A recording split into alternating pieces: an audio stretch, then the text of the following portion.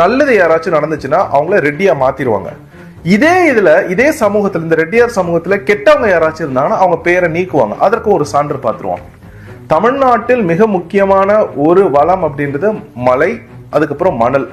இப்ப இந்த மணல், ஆற்று மணல் கொள்ளையோட மூளையா இருந்து தமிழ்நாட்டில் செயல்படுவது ஆந்திரால இருந்து வந்த சேகர் ரெட்டி.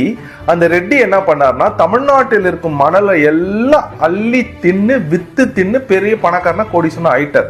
அவருக்கு திருப்பதி தேவஸ்தானத்துல ஒரு போர்டு மெம்பரா கூட மாத்திட்டாங்க. வேற என்ன பண்ணுவாங்க, திருப்பதி தேவஸ்தானத்துல இந்த மாதிரி தான் திருட்டு பசங்களை தான் உள்ளார வச்சிருப்பாங்க. இப்ப இந்த சேகர் ரெட்டி அப்படின்றவர் வந்து அதிமுக ஆட்சி முடிகிற வரைக்கும் இவருக்கு பேர் சேகர் ரெட்டி. சரிங்களா? ஐயா ஸ்டாலினும் அண்ணன் உதயநிதி ஸ்டாலினும் ஆட்சிக்கு வந்துடுறாங்க. திமுக ஆட்சிக்கு வருது.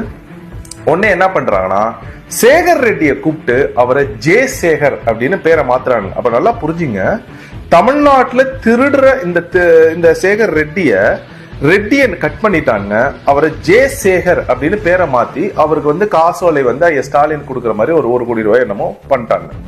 அப்ப தமிழ்நாட்டை கெட்டது செஞ்சா அவர் ரெட்டி பட்டம் நீக்கப்படும். தமிழ்நாட்டில் நல்லது செஞ்சா ஐயர் அப்படின்ற பட்டத்தை நீக்கிட்டு ரெட்டியை மாத்திடுவாங்க.